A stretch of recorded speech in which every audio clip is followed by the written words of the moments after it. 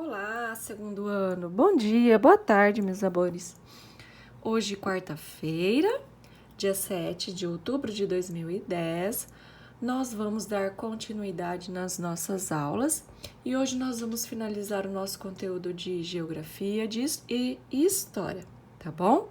Então, primeiro, nós vamos na página 105, no nosso conteúdo de geografia. Então, na aula anterior, nós vimos sobre a classificação dos meios de comunicação, tá?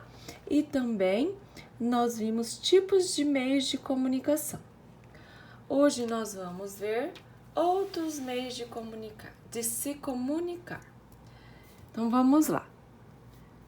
A comunicação entre as pessoas se estabelece de várias maneiras: por gestos, pela fala, pela escrita, por desenhos, entre outros.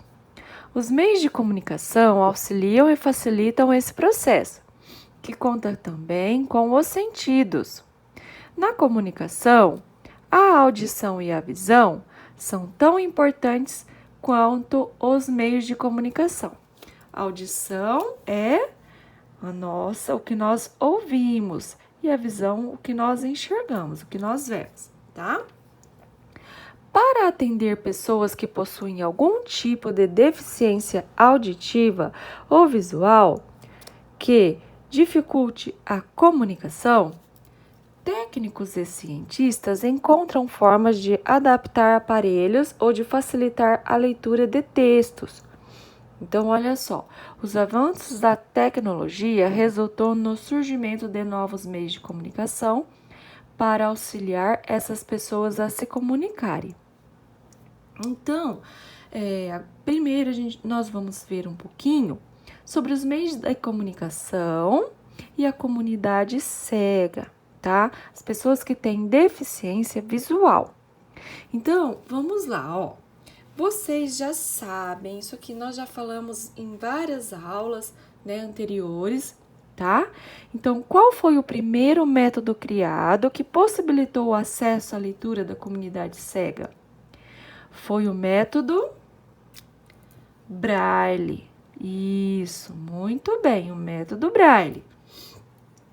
Esse método de leitura consiste em organizar pontos salientes em posições retangulares sobre uma superfície de suporte, como, por exemplo, papel ou metal.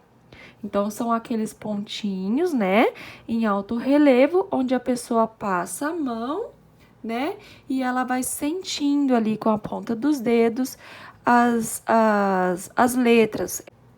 Então, o método Braille é a principal forma de comunicação para a comunidade cega, para as pessoas que têm deficiência visual, tá? Aí aqui, ó, lembra que nós falamos que o método Braille, ele surgiu na França e ele foi desenvolvido por Louis Braille, que ficou cego ainda criança? Lembra que ele tinha 3 aninhos quando a tia falou para vocês que ele ficou cego, né?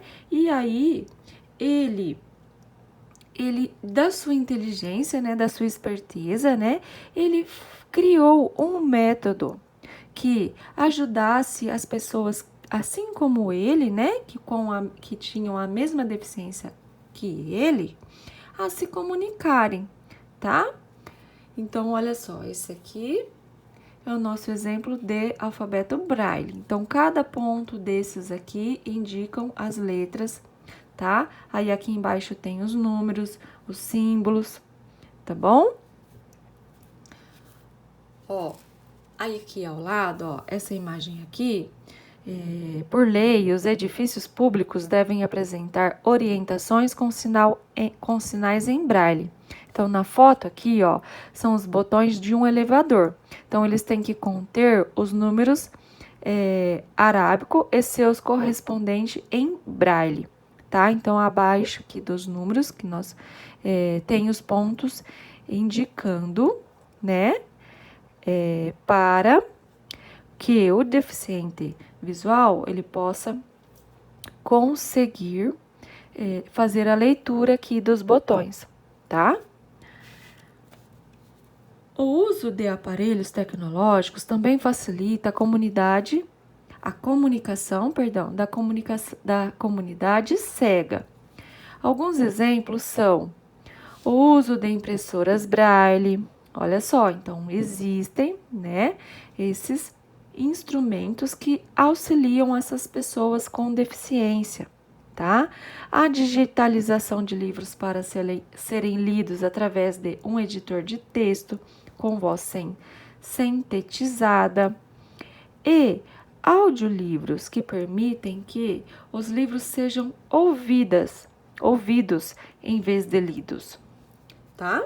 Agora, segundo ano, virando a nossa apostila aí na página 106, agora nós vamos falar um pouquinho sobre os meios de comunicação e a comunidade surda, tá? O meio de comunicação das pessoas que têm deficiência auditiva, tá bom? Então, a língua de sinais é a principal forma de comunicação para a comunidade surda. Então, no Brasil, essa língua, ela é denominada Língua Brasileira de Sinais, ou Libras, tá? Como é mais conhecida. Então, nela, cada letra do alfabeto tem o seu sinal correspondente, representado por um movimento diferente das mãos. Com os sinais, as palavras são escritas letra por letra, havendo também sinais que representam palavras ou frases, tá? Além disso, a possibilidade de leitura labial pelas pessoas com deficiência auditiva. Fica frente a frente, dizer as palavras com clareza. Então, você fica de frente para a pessoa que tem uma deficiência auditiva. E aí, você vai falar com clareza, tá? E utilizar um vocabulário simples que facilita a comunicação, tá? Entre o emissor e o receptor, entre quem está emitindo a mensagem e quem está recebendo a mensagem. Em relação ao uso de tecnologia, podemos citar os aparelhos auditivos, que são uma possibilidade para aqueles que possuem a audição reduzida, e aplicativos para celulares que auxiliam na comunicação entre os deficientes auditivos e seus ouvintes. Então, aqui ao lado, ó, esse aqui é o alfabeto em libras, tá? Então, como que é? Cada movimento feito com as mãos indica uma letra do alfabeto, tá? Então, aqui, ó, cada movimento desse aqui, ó, está indicando uma letra do alfabeto. E assim, as pessoas com deficiência auditiva conseguem se comunicar, tá bom? E também existem outros sinais, tá? Que representam, de repente, uma palavra ou até mesmo uma frase, tá bom? Então, agora vamos lá, ó. Saiba mais. A comunicação e os animais. Olha só. Então, nós vimos que a comunicação é muito importante para o ser humano, porém, ela não é restrita só aos seres humanos. Olha só que interessante. Os cientistas estudam o comportamento dos bichos e eles garantem que esses animais também possuem seus meios de comunicarem. E que essa comunicação ocorre de maneira muito mais complexa do que imaginamos, tá? Então, é certo que os bichos não falam como os humanos, mas se comunicam utilizando sinais visuais, sonoros, olfativos ou táteis. Esses comportamentos podem ajudar os bichos a encontrar parceiros, estabelecer dominância, defender o seu território, coordenar o comportamento do grupo e cuidar dos mais jovens. A comunicação visual, ela se estabelece por meio de gestos expressões faciais, posturas corporais e coloração. Por exemplo, os chimpanzés, eles comunicam uma ameaça, né? Quando eles se sentem ameaçados, levantando os braços, estapeando o chão, né? Batendo as mãos no chão, ou fitando diretamente. O que é fitando? É olhando fixamente, tá? Encarando, tá? Então, fitando diretamente o outro chimpanzé. A comunicação sonora é bastante usual entre os pássaros, que usam o som para expressar alertas, atrair parceiros, defender territórios, entre outros. Então, a comunicação dos pássaros, então é a comunicação sonora, através do som. Os macacos também utilizam o som para se comunicarem. Por exemplo, eles gritam um alerta quando um predador está perto, dando aos outros membros do bando uma chance de escapar. Vamos virar a página. Continuando aqui, ó. Página 107. Ó, já os cachorros, por exemplo, comunicam-se usando o olfato, cheiro, tá? Então, quando eles cheiram uns aos outros ou ao cheirarem a urina de outro cão, ao urinar em arbustos ou postes, o cachorro marca a sua identidade, que pode ser identificada por outros cachorros que por ali passarem e podem afirmar sua posse do território. Ó, já a comunicação baseada em toque ocorre através de sinais táteis. E o que são os sinais táteis? É tudo aquilo que é possível sentir através do toque, tá? Através do corpo, tá bom? Então, essa comunicação de sinais táteis, ela é bastante comum em insetos. Como, por exemplo, uma abelha que tenha encontrado uma fonte de alimento e queira indicar sua localização às outras abelhas da colmeia, né? Ela realiza movimentos específicos chamados de dança do balanço do alimento. Como essa dança é realizada na escuridão da colmeia, as outras abelhas interpretam-na em grande parte pelo toque. Olha que legal! Bom, então agora, ó, nós vamos aqui nas atividades. Eu sei que vocês vão falar, tia, quanta coisa para escrever. Não, mas olha só, é rapidinho, tá? Então, na 11, tá? Tá falando assim, ó, está perguntando pra gente assim, ó. Como a tecnologia facilita a comunicação dos deficientes visuais e dos deficientes auditivos? Então, vamos lá, ó. Então, com a tecnologia, ela facilita a comunicação das pessoas com deficiência, né, visuais e auditivas, como? Inventando, né, diversos recursos, tipos de meios de comunicação que são adaptados, tá? Para que eles, né, os deficientes visuais e auditivos, usem ao se comunicarem com as outras pessoas, tá bom? Então, como que vocês podem colocar aí para ficar mais resumido, ó? Como a tecnologia facilita a comunicação dos deficientes visuais e dos deficientes auditivos? Ao inventar diversos tipos de meios de comunicação adaptados para que eles usem ao se comunicarem com outras pessoas, ok?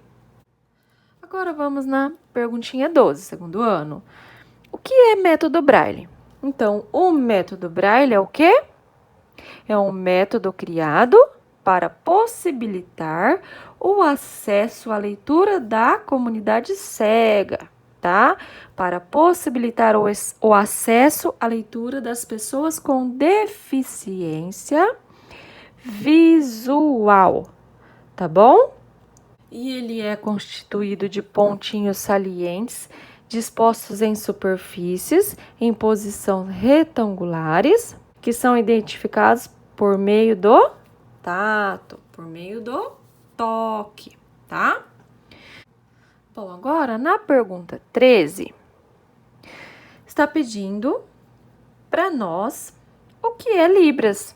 Então, nós já falamos sobre o que é Braille, tá? E agora, o que é Libras? O que é esse método?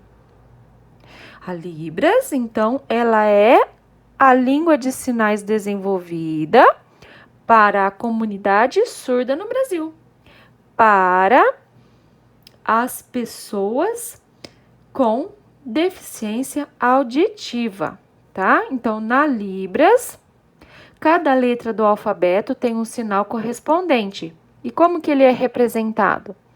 É representado por um movimento diferente das mãos. Então, cada movimento, cada gesto representa uma letra do alfabeto, tá? Assim, possibilitando as pessoas que têm deficiência auditiva, tá? Que são surdos, a se comunicarem com as outras pessoas, ok? Terminem aí, tá? Nós já vamos fazer a adicional 5. Bom, então aqui, ó, na adicional 5, está na página 110, é a última página do nosso conteúdo de geografia. Então, vamos fazer aqui, ó. Observe as imagens e complete as frases. Então, aqui, ó, na primeira imagem, nós vemos uma superfície, tá? Um papel, aonde nós temos os pontinhos, tá? Esses pontinhos aqui, quando a pessoa ela vai passando a mão, ela consegue identificar a letra e fazer a leitura dos textos, né? De livros, de documentos. Então, quem é as pessoas que usam esse método aqui? As pessoas que têm qual deficiência? A deficiência visual, tá? Que são as pessoas cegas, ou as pessoas auditivas, as pessoas que não ouvem, que são surdas. Isso, são as pessoas com deficiência visual. Então, vamos completar a frase aqui, ó. Então, qual é o método? Como chama esse método aqui mesmo? O método, como chama? Isso, o método Braille. Então, olha lá, o método Braille é utilizado por deficientes visuais, tá? Então, o método Braille é utilizado por deficientes visuais. Já aqui na B, nós observamos na imagem que as pessoas estão se comunicando através de gestos, de movimentos com as mãos. Então, como chama esse método aqui? É a Libras. Muito bem. Então, a Libras, quem é que utiliza esse meio de comunicação? Os deficientes auditivos. Então, como que vai ficar a frase? A Libras é utilizada por deficientes auditivos. Muito bem. Agora, nós vamos para o conteúdo de História, página 121. Então, vamos lá, ó. Hoje nós iremos falar sobre o Brasil e a África e suas heranças, tá? As nossas costumes, as nossas hábitos herdados do povo africano, tá? Então, as contribuições africanas podem ser encontradas em diversas áreas da nossa cultura. Por exemplo, na música, ó, na religião, na culinária e festas são alguns exemplos. Os africanos escravizados no Brasil tinham origem bem diversas, tá? Com culturas, costumes e idiomas diferentes. Traziam dentro de si a história de seu povo. Então, no Brasil, essas histórias iriam formar a cultura afro-brasileira, tá? Então, essa mistura da cultura, de culturas africanas com a nossa cultura, deu origem à cultura afro-brasileira. Vamos conhecer algumas das mais importantes características da cultura afro-brasileira. Então, vamos lá. Primeiro,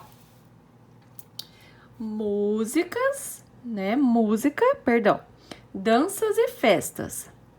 A música foi utilizada pelos escravizados como forma de afirmação de identidade e preservação de suas culturas. A mistura da cultura africana com o português e com línguas indígenas fez surgir novas manifestações, que passaram a fazer parte de comemorações e festas. Virando na página 122, o batuque é uma herança típica africana. Chamamos de batuque os ritmos de percussão, acompanhados de dança, produzidos pelos negros. Nos momentos em que era possível alguma folga, os escravizados se reuniam nos terreiros das fazendas para cantar e dançar, ao som de palmas cadenciadas, que era o sinal de convocação para a dança. O samba, olha só, o samba é, sem dúvida, uma das maiores contribuições africanas para a nossa música. Vocês sabiam? E originou-se desses batuques trazidos pelos africanos, que vieram como escravos para o Brasil. Olha que legal. As gongadas também têm origens nas práticas africanas. O que são as gongadas? Chamamos de gongada uma espécie de cortejo, com cantos e tambores, seguidos pela coroação do rei e da rainha do Congo. As congadas são festividades comuns em cidades do interior dos estados de Minas Gerais, São Paulo, Goiás, entre outros. E o maracatu também é um cortejo que retrata a coroação dos reis do Congo, mas é típico do estado de Pernambuco. Então, aqui nas duas imagens, observamos a congada e o maracatu, tá? Então, os dois são exemplos de cultura afro-brasileira, tá? Então, as duas danças, elas retratam a coroação dos reis do Congo, que era um antigo reino africano, tá? Então, ó, nessas festividades, eles se caracterizam, olha só. Na página 123, vamos falar um pouquinho agora sobre a religião. No Brasil, as principais religiões de origem africana são o candomblé e a umbanda.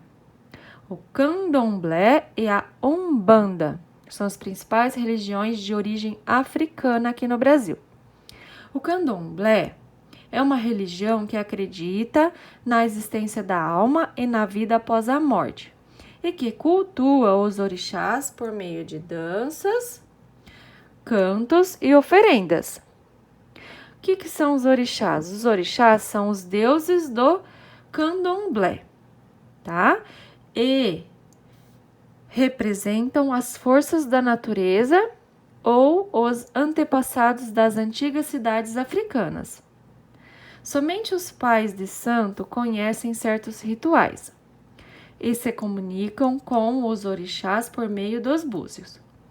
Então, esse aqui é o candomblé, Já a Umbanda é uma religião que mistura vários elementos das crenças africanas e cristãs, como o candomblé, o catolicismo e o espiritismo. É considerada uma religião brasileira por excelência. Agora vamos falar um pouquinho da culinária, das comidas que nós herdamos da cultura africana. A Bahia recebeu grande parte dos africanos escravizados. Por isso, a marca da culinária africana do Brasil, entre outras coisas, é mais facilmente vista na comida baiana. O óleo de dendê, muito utilizado, é de origem africana. O coco e as famosas cocadas, o quiabo e o inhame também vieram da África. Olha só que interessante. Pratos como vatapá, acarajé, caruru, mungunzá, sarapatel, baba de moça, bala de coco e muitos outros exemplos são iguarias da cozinha brasileira, admirados em todo o mundo e que têm origem na cultura africana. Vocês sabiam disso? Vocês já devem ter ouvido falar bastante nessas comidas, né? Olha só que legal. Dá pra gente saber um pouquinho mais, né? Que da onde elas tiveram origem, né? Essas comidas da cultura africana. Porém, a mais famosa contribuição da culinária africana é a feijoada. Dizem que a feijoada tem origem nas senzalas. Vocês sabem o que são as senzalas? As senzalas eram os alojamentos, né?